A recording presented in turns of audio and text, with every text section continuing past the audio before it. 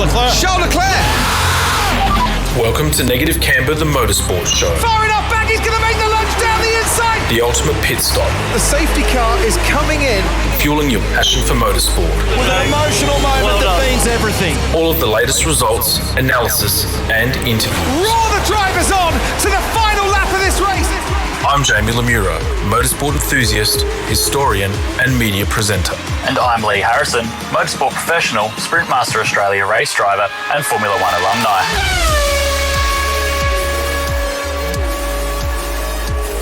Hello everyone and welcome to another instalment of Negative Camber, the Motorsport Show. I'm your host Jamie Lemura, and across the desk from me I have none other than my co-driver in this caper of ours, Mr. Lee Harrison.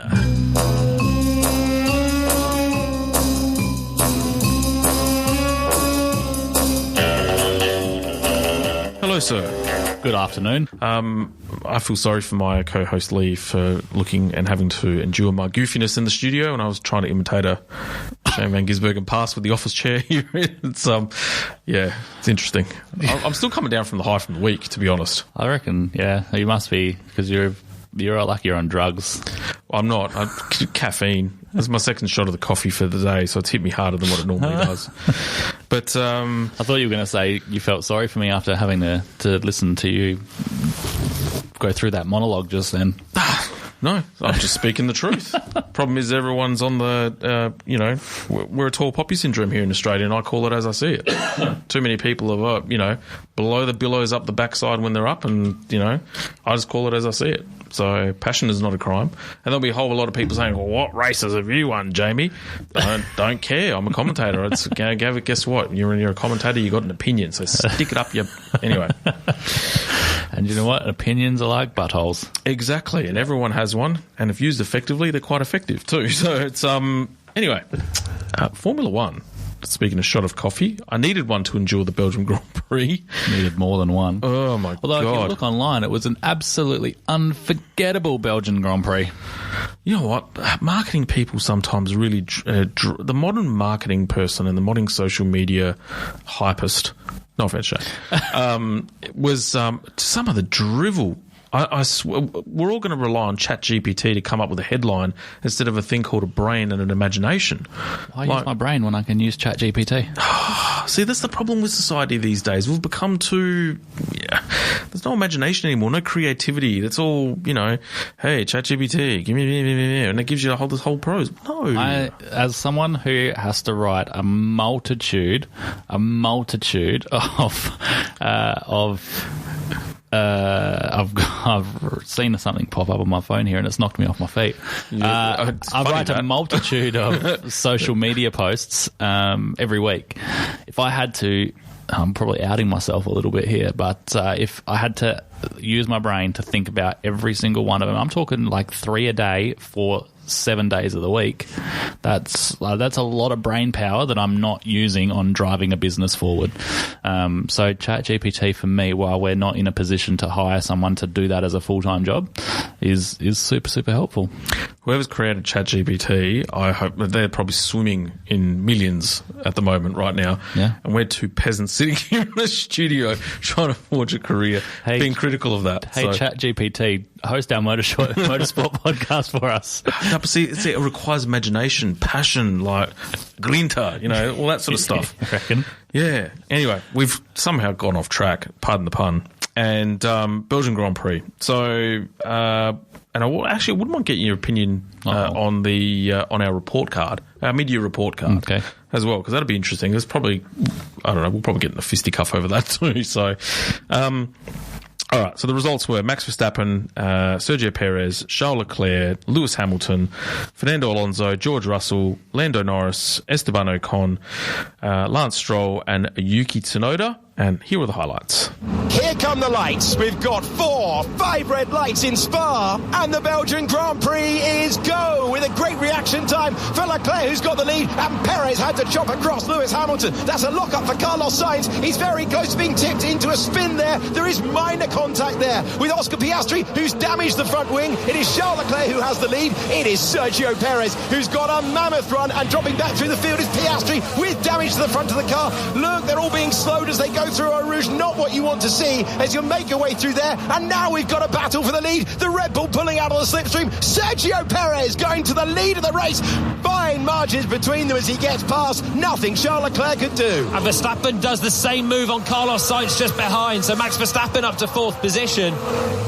It's a little bit brave, I think, from Piastri coming in on the inside here with Sainz. He's just pinched between the Mercedes and the McLaren. Sainz locks up and Piastri doesn't want to be sticking a nose in here. I don't know what he was doing. I was there and just turned in like I didn't exist. Not there enough, I don't think. Sticking a nose in on the inside is, you're always liable for that sort of position. And Carlos didn't have another opportunity not to do that, really. He had Hamilton on his outside.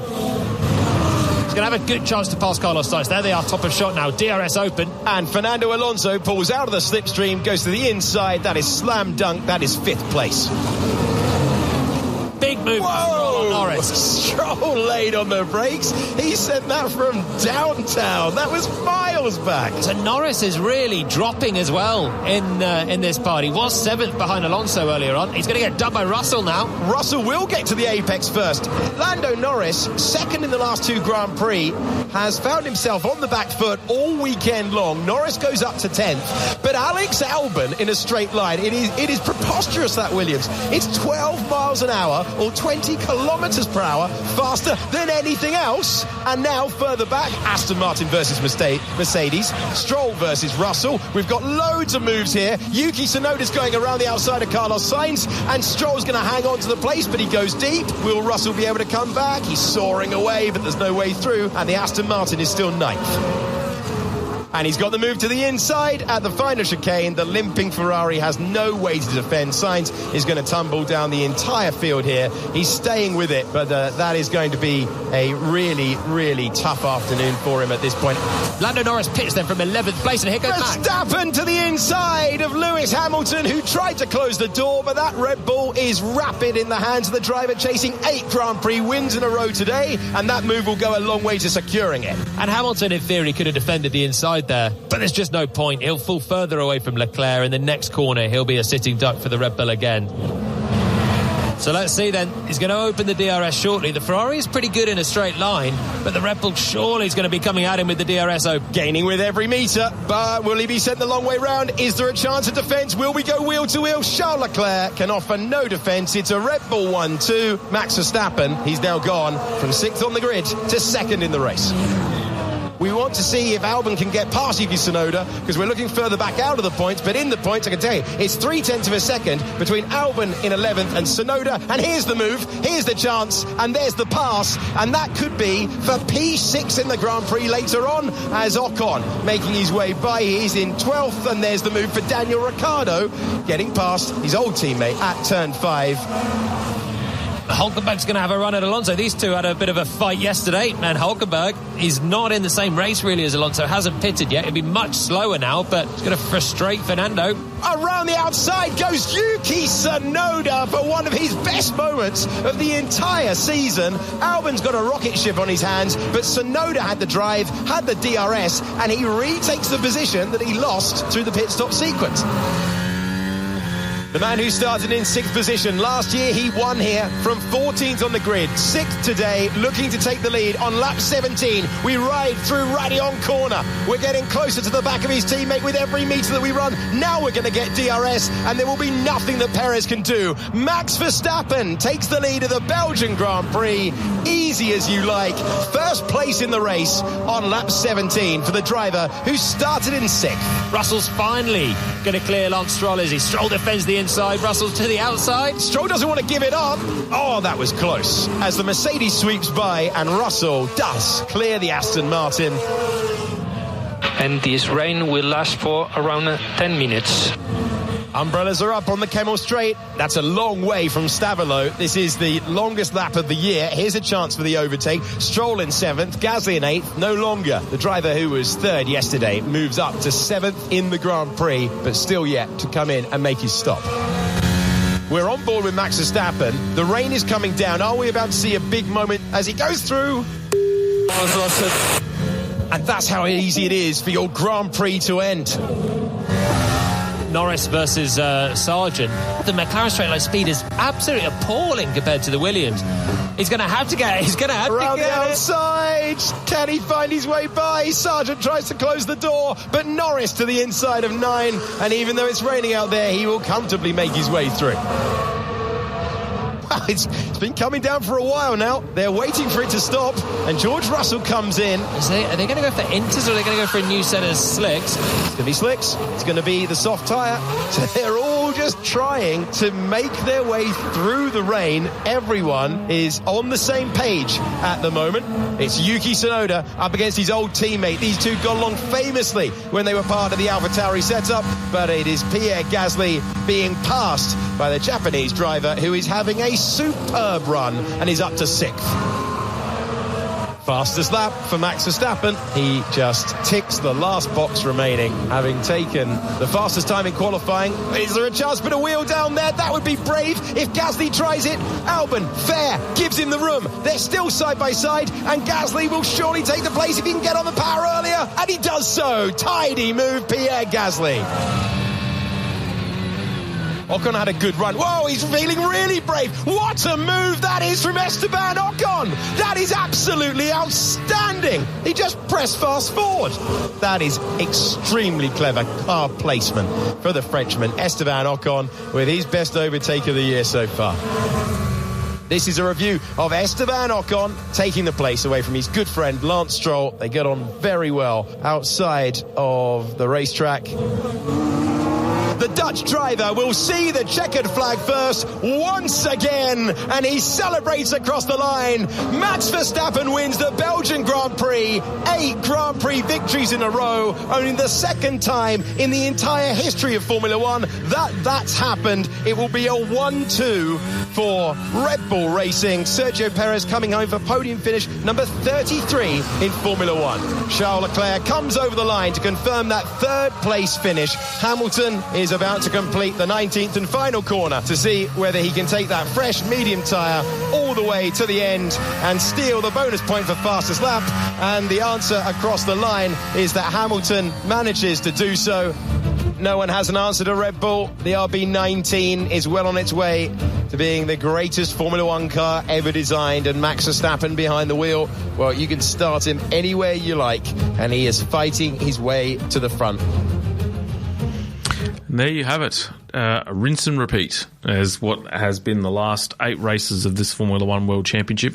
Hard to think that really, since the Miami Grand Prix, you could almost, if you were a betting man, you could guaranteed Max each day, every week. Yeah, but you're not going to be making much back on that because he's become such a short odds favourite. But yeah, you know, sort of rinse and repeat. But at least Sergio got his finger out and ejected that and managed to stand next to him on the podium for a change. Yeah, exactly. But I honestly cannot see them losing a race this year. You know, it's going to take something. I think I'd like to see where McLaren's pace actually lies when we get back from the summer break. They obviously went with a much higher downforce setting for the rain relative to Red Bull, and that paid dividends for them in the sprint race and in qualifying for that, but then they obviously fell down the pack quite hard in the main race. So I think they're close, and I think a track that's probably not so dependent on straight line speed, they might be able to challenge. Yeah, I was initially critical of Oscar when I first saw the first lap, and then watched it again, and yeah, it probably wasn't Carlos's best moment, and that takes a lot for me to admit that. But you know, if I put myself in Oscar's shoes, and I probably would have done exactly the same thing. Like, there was the room was there. Oh, there was more than enough room. Yeah, like I've said to many people, Carlos stepped on himself, and he was in a crash either way. He was either crashing into the back of Hamilton. Yep. Crashing into the back of Hamilton, or he was chopping Oscar. Oscar was there, and he was there for a long time. So, yeah, I think if Carlos had got his braking point right, he wouldn't have done that. And I even think that it was in reaction. He lost his braking point in reaction to seeing Oscar come alongside him in the mirrors, and then it was all about trying to cover that, and that's why he locked up as well. So, yeah, definitely not a fine moment for your boy over there. No, it wasn't. But that outside of that, I suppose on the Ferrari front, before we go back to McLaren, more encouragement. But I mean, they've put the cue in the rack, and you may as well just start developing for next year's car and try and come up with a concept that's going to be different. Yeah. At least they look like the second fastest car. Like, they seem to have a little bit of a hold on the tyre deg situation, which is surprising considering the lack of testing that they actually got to do. Like P1 and P3 or P2, whatever they call it now, were all in wet, so they never actually got to drive on the slicks until the sprint race, where they had to gather all their data and make a decision on their race strategies. So for Ferrari to actually not mince its tyres up, and Leclerc was quite open in saying that he was just managing the pace to Hamilton behind him, and he was very comfortable doing so. So that shows that maybe Ferrari have turned a corner. They've been probably one of the worst cars when it comes to tyre deg over the last year and a half since coming to this ground effect car. So maybe for the last couple of races at least, they've been looking after their tyre a little bit better. They might have finally stumbled on a bit of a trick here. Yeah, when they had at the beginning of last year, obviously F175 was a great car. They had that minor tweak in terms of the floor, and what this is car SF23 was meant to address didn't actually address it, and so the first quarter of the year they were chasing porpoising again. So they had to increase the ride height of the car, and of course that's obviously gone against them in terms of tyre wear and that type of thing as well. Yeah. So the front wing and the revised floor and the side pod redesign that they introduced starting from about the Spanish Grand Prix has slowly started to eradicate all of that. The damage has been done. I think thankfully they've actually shown some reliability this year from the engine front, but then how much have they actually, because over one lap the car's superb. Yeah. If it was like an out and out qualifying, which means they've got enough in the bank to wind the engine up and let it rip. But I also still think there's some hesitancy on the reliability front as well, because it doesn't have anywhere near as much peak performance over the course of a race with tyres as well. Yep. So you went and said the magic word porpoising, and that was handing Mercedes a whole heap of troubles as well. Yep, Toto got a grey hair. Yep, they were bouncing up and down like a yo-yo along those straights, and they've got some work to do. Yeah, absolutely, and I think that's a reflection of the fact that this year's car has become a bit of a bitzer, a bit of we got the aerodynamics wrong in the car, and we've now tried to adapt to a more conventional setup. And in certain tracks, I feel it's especially because they're so limited with wind tunnel testing, that kind of half-hearted hybrid approach, let's call it, is going to expose itself and rear its ugly head. And the issues that they've had in previous cars will do that, which means they're going to be in a world of hurt come Monza. Ooh, yeah. Yep.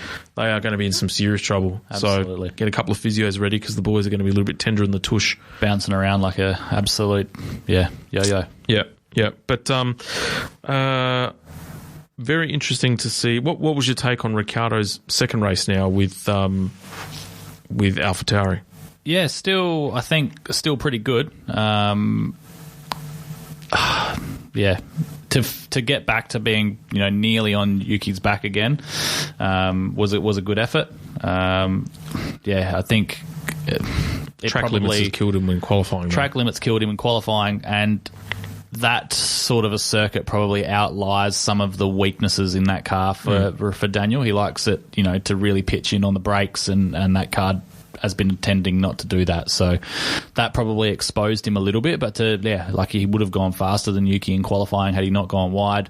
And then the weekend looks like an absolutely different story. So I think he's still showing pretty well. I did see a funny meme today, whereas Max will have the championship racked up at Qatar, and then he'll take the rest of the year off on holiday, and they should put Perez and Ricciardo in a race in the Red Bull, just a out-and-out battle for who should get that second seat for next year. But that would be pretty funny to see. How many races have they gone through now? He'd be close to wrapping the championship up now, surely. That must be the next couple of Grand Prix. No, I think that it's about Qatar, so I think there's still another 3 or 4 Grand Prix, because we've still got like 10 Grand Prix left in the year or something.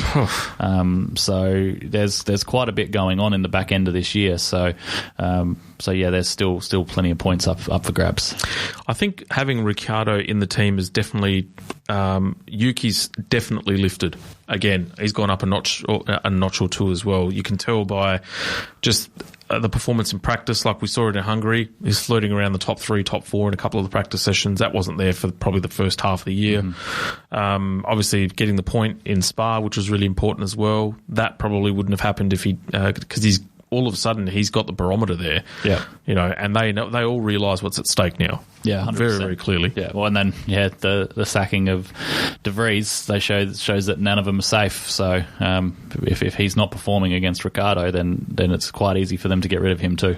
It's actually, speaking of Nick De Vries and also Nicholas Latifi, how they've come out and said that they're actually going back to getting an education, getting a degree. I think Nicholas Latifi was Masters in Business. I think he was going for an MBA.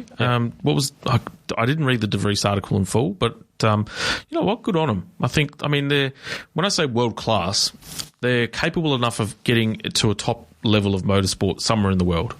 So the fact that they've actually now decided that they're going to take a little bit of sabbatical and focus on their education, whatever that looks like, I think is a credit to them to actually take that stopgap year, give them a chance to actually fall in love with the sport again, and then come back into a category that is, because they're not going to make it to F1 again. I think De Vries will. I think De Vries will be back. Where would you see him though? He's not going to come back. Plenty of options. They could be Williams, Haas, back in Mercedes. There's plenty of options, plenty of options there for him. Yeah, maybe Audi. Although Sainz is apparently, depending on what publication you read, let's call it a prenup. Signed a deal in principle. But the team actually goes ahead. But then again, there's room on the grid for 2 more teams, and if Andretti comes along and finally gets that thing happening with Cadillac or whatever, then they've got to find 2 more drivers that aren't currently in the sport and that have had experience in the sport in multiple levels. And like we said, De Vries has done a lot in test and reserve driving, so he's got that experience there to jump in and help tell some people what's wrong with the car. I think he needs to. Look, the Red Bull was never going to be an environment for him. No way. That was to me, it was a kid that was desperate to get into the sport. They offered him a contract, he took it, but. Yeah, I think in hindsight, probably would have taken a step back and thought, is this really going to be the environment for me? But then in his case, you know what, I probably would have done the same thing, let's be honest. Yeah, I don't think he was desperate. He was he'd been there for so long with Mercedes and that. It would have been a good-looking race seat last year. You're not going to know that the car's going to come out and be so poor this year. So, the car was quite good for him last year, and then the young driver test and stuff. So, yeah, I think he just unfortunately found himself at the foot of the wrong sort of scenario for him, where he found himself in a team that they don't really care about you. And there was a bigger, like we said in the last show, there's a bigger thing at play. Yeah. Speaking of big thing, Alpine. My God, what a schmozzle. With Otmar Alf, he's on gardening leave. He's going to be moving to a project. Which team would you see Otmar Szafnauer at? Audi. Yeah, well, that's the early... But then you've got Andreas Seidel there. Yeah. So, I mean, that would be the logical step, you'd think. I can't see him moving anywhere else in the grid that would take him on board. But Mattia Binotto is also rumoured to come back into the grid too. Yeah, absolutely. And then, Alpine are not performing, so they've done a few changes, and now it's time to get rid of the big wigs, because like you've seen with Ferrari as well, like Binotto was not taking them to championships quick enough, so they get rid of him. That's how it works, unfortunately. You got your targets you got to meet, and if you're not meeting them, walk out the door. Yes, absolutely. And I think... what was your take on the Verstappen and Giampiero Lambassi exchanges? Yeah, that's pretty funny. I do actually like it. I think, again, it brings a little bit of flavour to the sport.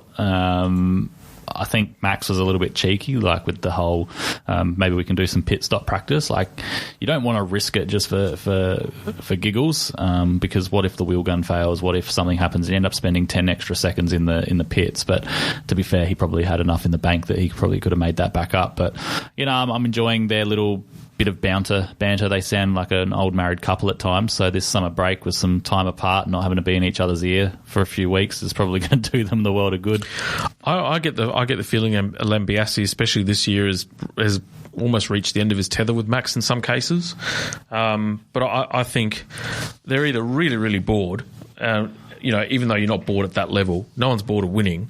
But at the same token, they need to have a challenge. Yeah, so it's not going to happen this year, though. No, absolutely not. Write the year off and start again, I think. But report card. Fire away for your teams in A, B, C, D, E, F. I'm actually going to wing it because I haven't had time to write. Yeah, no, me too. I'm on the same boat as you. Red Bull's obviously an A. A plus. Do you go plus, or would you say A minus would bring them down a bit because of Perez? Nah, like I was going to say, for one half of the garage, I don't think it's been Perez's fault. I mean, Red Bull's fault that Perez has stepped on it, so you can't really fault the team for what the driver's doing. True. McLaren, I would have said up until the last few races probably a C, but definitely bringing up the grade to a B. Yep. Then they're on the rise. Alpine, that's a D. They're in struggle street. Yep. Carlos, I'm reading driver names instead of teams. Ferrari, probably B minus. They've definitely not. They should have had the second fastest car outright this year and should be chasing Red Bull, and they're not. So they've got some work to do. Mercedes, probably a C plus only. Yeah, it'd be pretty accurate. Probably not been even the third fastest car, really. AlphaTauri, that's a D. Probably with their antiques firing Nick De Vries, I'll lower it to an F. You got an issue? Have a tissue. Aston Martin, B plus. I'm going to roll that down to a B. Actually, I would have said B plus, even to an A, up until they started struggling around the Silverstone era time. But yeah, probably B. Williams, I'm going to give them a B plus because they are well improved from last year. Yep. Alfa Romeo, you haven't heard much about them, so it's C minus. C minus for them. 3.5 out of 10. Williams, we've done. I reckon that's about it. Yeah. Red Bull, I'll go. Look, for the car, A plus, dream car. Mercedes, I'll say a C. I'll say C. Nothing more than that. Aston Martin, I probably would have given them an A minus if it wasn't for, say, the last two races where they've sort of generally faded away. So I'd probably go B plus. Ferrari, B. Geez, I'd say a B minus. I think taking that step backwards this year, but they have addressed some of their issues. So yeah, McLaren, I concur. That would have been a C. Alpine, I reckon a C. They've been in unlucky in some cases this year. That's also, I mean, Melbourne, for example, double points finish. That was ripped away from them.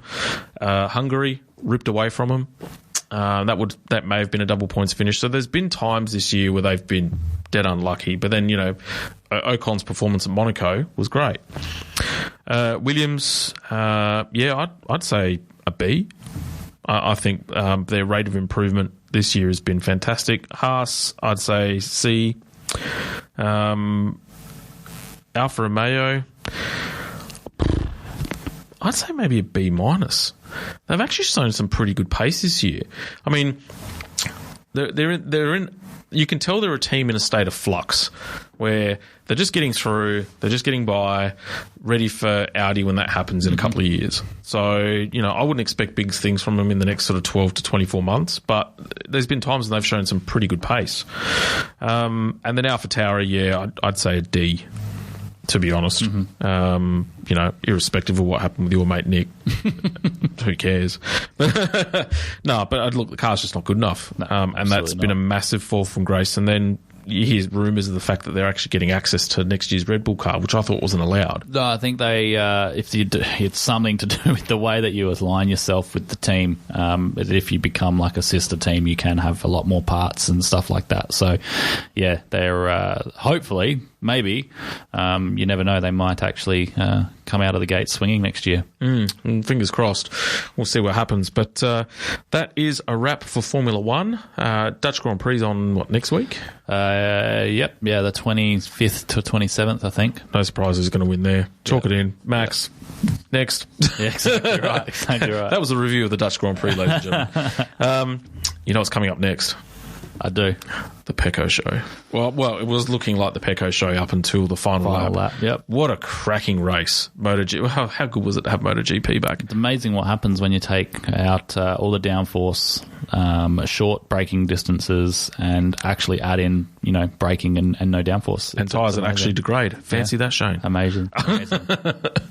Fancy that. Tyres degrade. Amazing. Oh, dear. And that's the thing. That's the thing I love about MotoGP is that, to take that sort of slight little jab at SVG and those that whinge about supercars, those guys are still actually going hard, but they're balancing tyre. The tyre actually degrades over the race, but they're also riding really hard where they can still do overtakes and all that sort of stuff. That's the sort of balance that you'd like to see in supercar land, I think, is what really the intrinsic message behind all of that. Yeah, but touching on what you said earlier about, lap time and stuff, you look at Moto3, it's arguably one of the most exciting categories to watch in world motorsport.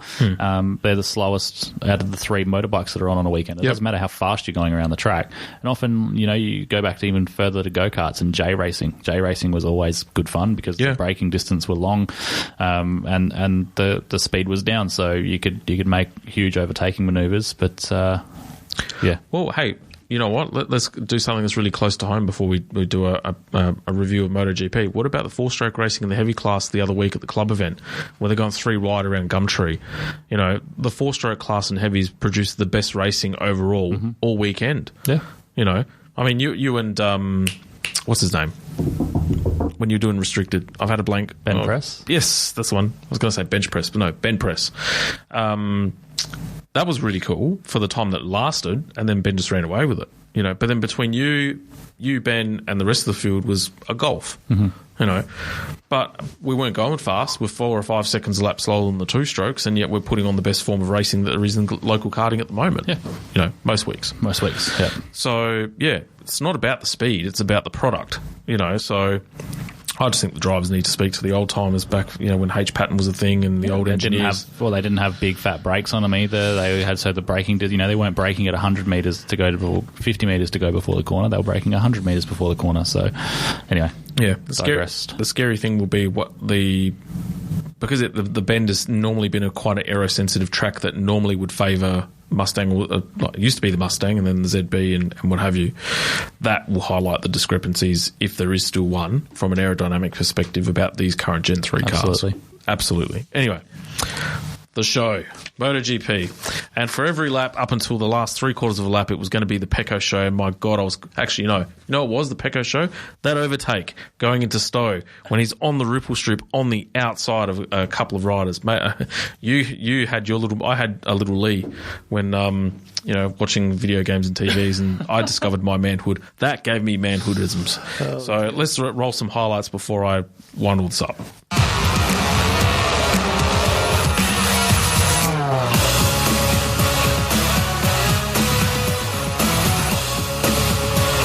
It's lights out and we are racing here in Silverstone. Jack Miller with another superb launch away on the factory KTM. He's going to lead the pack into Abbey for the very first time. Pecco Bagnaia looking really strong. Somebody's gone wide. Is that Jorge Martin? Bagnaia then has immediately got through on Alex Marquez, and now he's attacking Marco Bezzecchi. This is brilliant by the world champion. He's not quite able to get through on Bezzecchi into Village, but it's Jack Miller that leads coming through the loop for the first time. Jack Miller, who looks like he's going to lead us at the end of the first lap, but Bagnaia very keen to get on with this. Up the inside again of Bezzecchi. Bezzecchi trying to fight back on him. Bezzecchi regains second place. Yeah, nicely done that by Bezzecchi. That's going into Brooklands. He got a good drive then, didn't he? More points going back in the hands of the man we're looking forward to right now. That's so close. power sliding, aren't they, through Woodcote for the first time. Bagnaia then now back into second place. Miller will not know all the drama that's unfolding behind him as Bagnaia and Bezzecchi jousted out. And now Bagnaia with the drive out of Copse into Maggis and Beckett. Bagnaia at the front just as he was here 1 year ago. Miller really struggling to stop that KTM into Village Corner. He's going to put himself under so much pressure from Marquez, from the two Aprilias. Here's Aleix Espargaro and Vinales. Miller sent straight off into Copse Corner. That happened to him at Stowe in the sprint yesterday, didn't it? Miller now way outside the top 10. 14th place. Here we go then. This is Bagnaia and Alex Marquez. Contact on that first lap. That was a big scare. That's what checked Alex Marquez up. Then there was a concertina effect behind. That was on the very first lap. What has happened to Alex Marquez then? Is it mechanical? Look at on the right-hand side. His right as we look. That's the contact, isn't it, from Bagnaia on the first lap. So what has happened here? He goes straight on.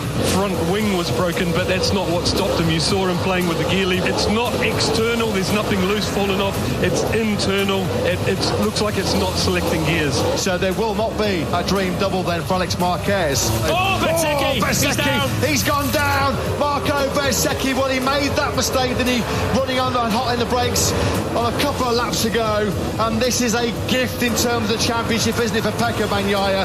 Marco Bezzecchi then was in second place, building the pressure, keeping the pressure on world champion Bagnaia. But this time around, he doesn't keep his sunny side up into Stowe. Turn number 15 does for Bezzecchi, and that's a massive blow for his championship. He was never stopping that, was it? He stayed committed, tried to keep the lead angle, but the front tyre just couldn't hang in there. Down he goes. The sparks fly. Marco Bezzecchi's third crash of the weekend then. Oliveira's found his groove here, hasn't he? Here he is there, just to have his picture again on the 88 bike. Vinales now closes in on Binder ahead of him. It's KTM versus Aprilia. Binder at the moment hanging on desperately for that final place on the podium. There's quite a big gap, nearly 2 seconds. Here comes Vinales then. Yeah, he's gone for it into the low gear, one of the slowest corners around Silverstone, into the Village Corner. And Oliveira, through he goes, gets through then, up into 5th place. He started in 16th spot, quite brilliantly. Aleix Espargaro 12th to 2nd. Vinales 8th to 3rd, just seen in the sprint yesterday. Oliveira, I guess even better for him. He's up 11 places now, 16th to 5th. As you say, there we go. 8 laps to go, as you say. You would have to bucket down now for the riders to come in and change, but it's 2 flags there, as you saw. The white flag with the red cross, which means it's raining. White flag on its own means riders are allowed to swap bikes. Lap 14 of 20 over the line. The gap between Bagnaia, Espargaro, Vinales and Binder was under half a second. Yeah, they're back into 202s now. Vinales is going to go through on Aleix Espargaro. Might he take 2 into 1 here? He's very, very close to the back of Pecco Bagnaia. Don't take each other off, boys, because Aprilia have got a real opportunity here. Aleix Espargaro back up the inside again into second place, but they're keeping touch with Bagnaia, but it's the battle of the Aprilias for second at the moment. There are a lot of rain spots now hitting our commentary box window. See how much he closes through Woodcote. He's right on the rear tyre now, Bagnaia. If he can have a good third sector here, get cleanly through Magnus Beckes and Chapel, he might be able to attack. He's going to attack before then. Here he goes then, Aleix Espargaro trying to make it a fairy tale victory here at Silverstone for the factory Aprilia team. He makes it through in the high speed, changes of direction through Maggotts and Beckett. The finish line is right on the exit of Club Corner. Bagnaia very close to track limits. Can he get through? Down they come into turn number 16 through Vale. Aleix Espargaro then surely on course now for what will be a brilliant British Grand Prix victory for the factory Aprilia team. Aleix Espargaro wins an absolute classic Silverstone MotoGP race. Aleix Espargaro is your race winner. He took it on the last lap, left it late, better late than never though. Aleix Espargaro wins for the first time in 2023. It is just his second Grand Prix victory in his 310th long Grand Prix career. What a race that was. Brilliant stuff by Aleix Espargaro. He's your race winner here at Silverstone.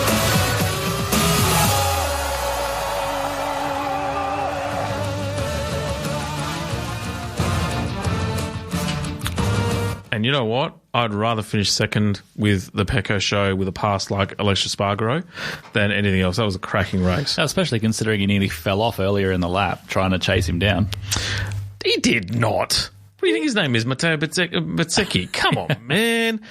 Jeez, he did not. My notes here say that he almost crashed earlier on in the lap. Wasn't even close. Wasn't even close. Come on, man. But not Bagnaia. Who? Aleix Espargaro. Oh, Espargaro. Yeah. I thought you were talking about Pecco. No, you were talking about how good Aleix Espargaro's move was, and I was like, considering he had to pony up after nearly falling earlier on in the lap. Oh, because I know you've been giving me little jabs about Pecco all year about him keeping on the track. So, what about his sprint race? How was Pecco's sprint race? Was that all good? Just giving the opposition just a slight little tweak. 14th. That's all right. It's fine. Can't ride in the wet. Can't. He's got too many hang-ups from last year when he was falling off in the wet all the time. Nah. Did you see his performance on Sunday? That's what counts, he did ride like a champion. Absolutely. Even if he didn't care about proving a point that he could stay on the bike. He saw your video game performance and just showed how big his kahunas are going around the outside of Stowe. Oh dear! But man, has there been some news that came out of MotoGP over the few weeks? It goes as follows. So Gresini announced that they're set to stay with Ducati until 2025. Smart move based on current evidence at the moment. Pecco show rolls on as he capitalises on the mistakes of other riders. So Bezzecchi, who's been his closest championship threat, through that, he was the fastest rider all weekend. Should have won that race. Let's be honest. And then don't know what he was thinking at the hangar straight. Just completely over. He got away with it once, and unlike say with Formula One, if you're going at the end of hangar, at least with a motorbike, you can actually dip it in, get some momentum and propel yourself forward after that. So, he made a critical mistake there. And then Martin got involved in the first lap incident as well, and that set him pretty much close to the end of the grid. So there was more points that Pecco's, even though he didn't win, it's actually a win, if you want to call it that. Alex Marquez confirmed with Gresini for 2024, so he's re-signed for another 12 months. Doesn't want to follow his brother, or maybe his brother's going to come across. Possibly. We'll see. Quartararo's struggled with Yamaha, and then, of course, you've had Marc Marquez and Joan Mir. The frightening statistic that came out of the race on the weekend was Marc Marquez and Joan Mir have not finished a race this year. For the races that they've actually raced, they haven't actually finished a race. On track, either of them. Yeah, right. Not one race. And then, of course, Marc does what Marc does best and gives Bastianini a nice big serve up the rump as well, retired again. But the strong... So Foxtel, for whatever reason, went through BT Sport. Well, is it BT Sport or whatever they were now? So they weren't using the feed of the regular MotoGP commentators. Feed. The Dorna feed, which was interesting. But, so the commentators were a little bit different. But the overriding consensus was that Marc Marquez had a very different demeanour, which wasn't Marc Marquez-like from Silverstone, which would lead them to believe that he's actually either moving away from Honda or he's actually sticking with them, and they've actually found something over the course of this new bike that they're looking to develop for next year. I don't think it's that, but he's that close to falling off one more time and not being able to ride again that I think he's got to pull his finger out and actually stay on the bike. And so I think he did say something like, I'm not going to push unless I feel comfortable on the bike. And he was knocking on the door of the top 10 in that race before that unfortunate incident that you spoke about. But yeah, maybe some time off from that last injury has really let him have a think about what he wants to be doing and whether he wants to be riding a motorbike next year or not. Well, if Honda keeps serving up a cardboard box like that, and let's face it, it's about as good handling as it is at the moment. Between them and Yamaha, they're both probably serving up KFC fried chicken boxes. Actually, that sounds quite appealing, I've got to say. But especially the Zinger Crisp Bowl, very nice. But yeah, and then of course Zarco's in talks with Honda. Why would you want to leave Pramac to go to Honda? I'll tell you why. $dollar bills, y'all. Yeah, and then of course Alex Rins is then confirmed to Yamaha because Frankie Morbidelli's has said that he's leaving as well. So Rins has said, "Hey, I'm jumping ship. I'm getting out of the Honda bandwagon. I'm going to Yamaha." Well, you're kind of out of the fire and into the flame. Into the flame, exactly. Yeah. So, that was generally the takeaway. But look, very promising if you're in the Pecco train. Actually, in celebration, I did have a can of Pecco juice, which was fantastic. Fantastic. Well, I'm glad that you got that into you, and lots happening in MotoGP world, that's for sure. Yeah, well, I mean, the next race coming up is next week, I believe. So that will be. Look, you can almost guarantee that. I can't recall. Actually, no. My point I was about to raise was this. It's very, very clear that the riders of Marc Marquez and Fabio Quartararo have now either been really exposed for their lack of development and input into a bike, or there's clear disconnect between Yamaha and its riders and what they're designing and what the riders are actually inputting to their engineers and backwards. Mm-hmm. And vice versa with Honda as well. Because it's been a gradual decline, but with Marquez, a lot of it was just riding by the seat of his pants. Yeah, but Marquez, they were successful for so long. At least with the Quartararo thing, he sort of came across and inherited a bike that was good. Yep. And so you can see the decline has been quite quick. So whether it's staff technical changes in the back end of Honda or whatever it is, it's not the gradual decline has not been as good, not been as quick. Sorry. So yeah, it's hard to say. It's hard to say what the real struggles are there. I guess we're going to find out if they come out with a better bike for next year for both those manufacturers. But I don't see it happening. Yeah. Well, I mean, Mir was interviewed by DAZN, which is the Spanish TV channel over in Europe, and they had a good interview with him, probably went for about 20 minutes. And he actually had a really good, long, hard think over the off-season during the mid-season break, because his wife gave birth to their first child. And it prompted him to think, well, with what I've got, shall I continue to do this? And his thoughts were, well, yeah, I do. Or I actually want to bring Honda back. Between him, I mean, Marquez has always been haphazard, let's be honest. Gifted rider, but he's always been on the edge. But Joan Mir has generally been somewhat more reliable. Yep. And for him to be binning the bike as often as he does, it tells you what sort of bucket of bolts that they're having to contend with at the moment. I'd have no pleasure rocking up to a race meet each week riding that. It's just a hard bike to ride. Like, Joan Mir was not that accident prone when he was at Suzuki. So, no way.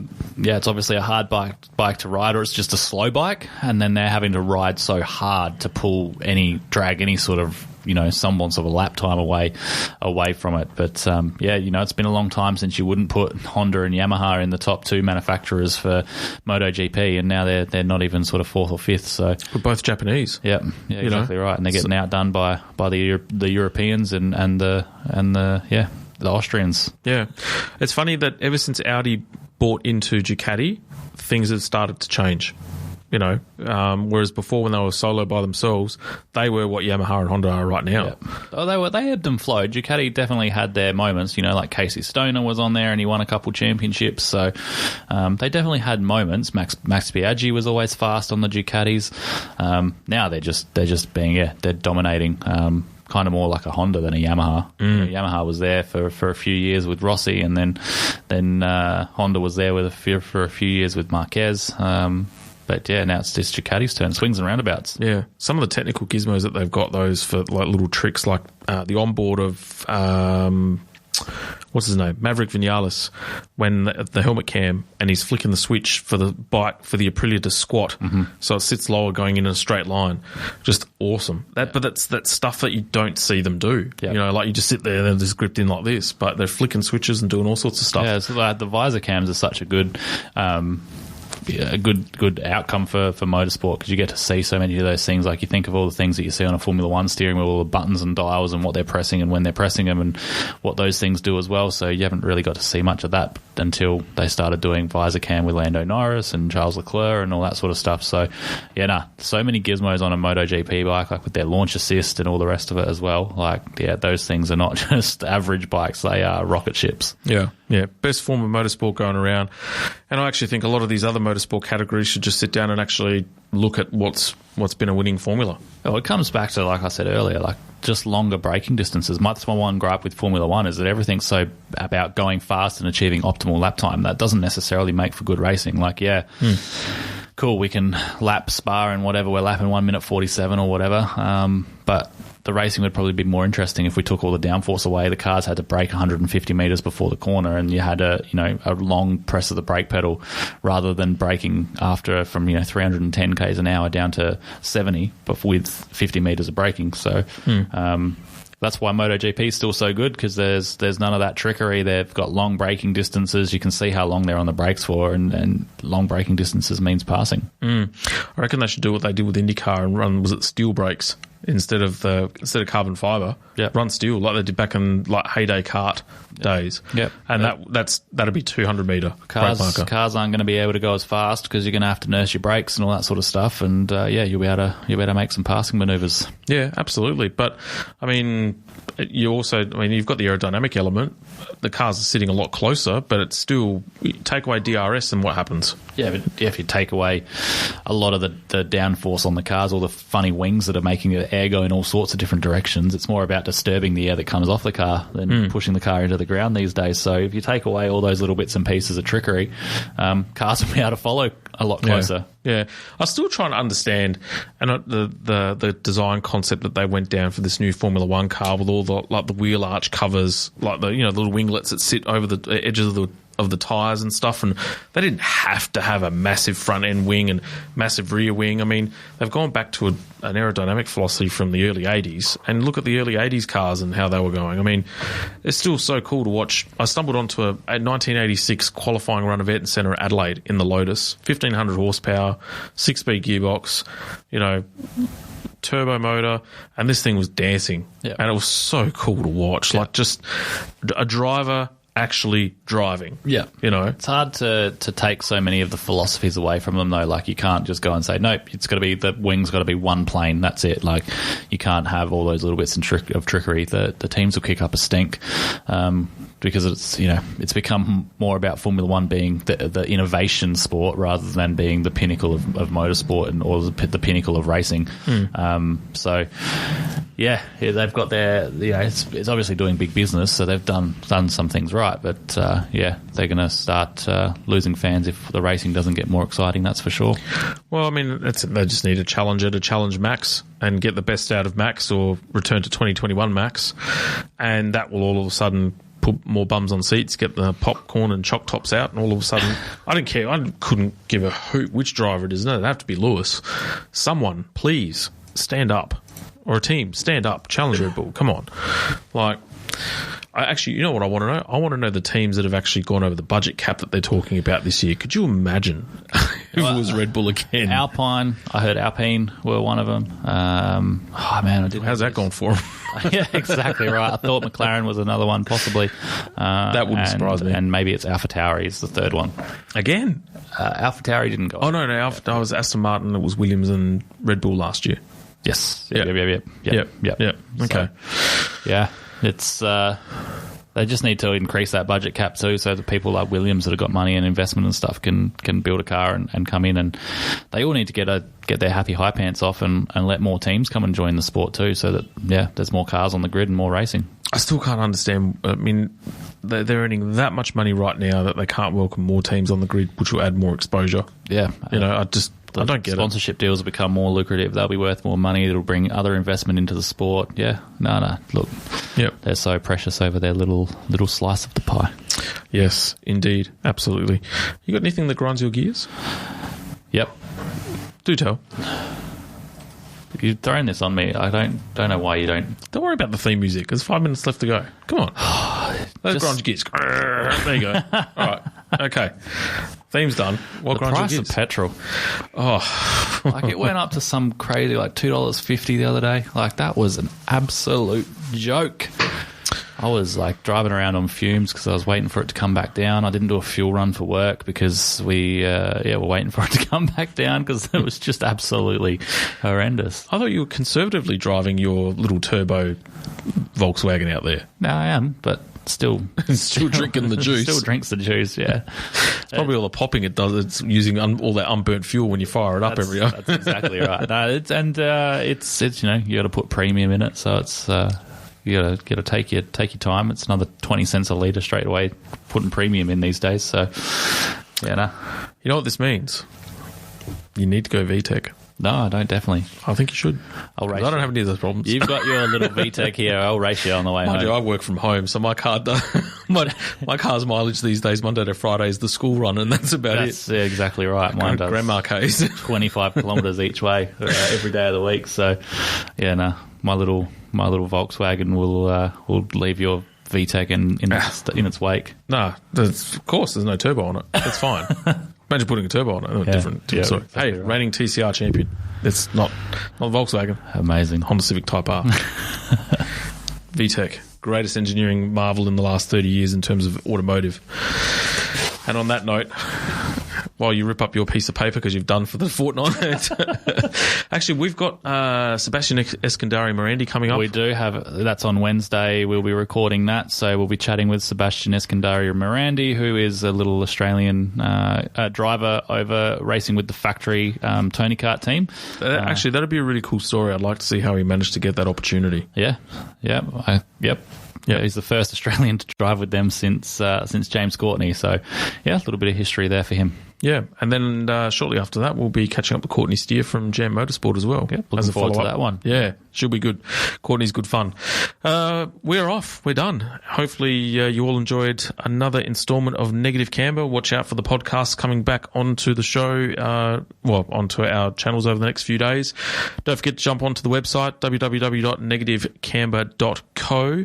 Have a good squeeze around. Feel like subscribing. Be a part of the club. See some in some content that we have. Have some VIP access, whatever that looks like. Find out the news before anyone else. That's what happens when you join the club. We definitely have some exciting news coming over the next couple of weeks. Yes, absolutely. And some exciting stuff coming on in terms of some potential clothing. Mm-hmm. You can absolutely not have my logo anymore staring at you. You can have the Negative Camber logo staring at you as well. Exactly. But and before any businesses or any partners that want to come on board and be a partner of the show and share the journey of growth and prosperity for yourselves, we feel that we've got the vehicle to do that for you. So by all means, hit us up on and send us an email with an inquiry at podcast@negativecamber.co. And that'll be it. We're done. See you all in a couple of weeks' time. Good night.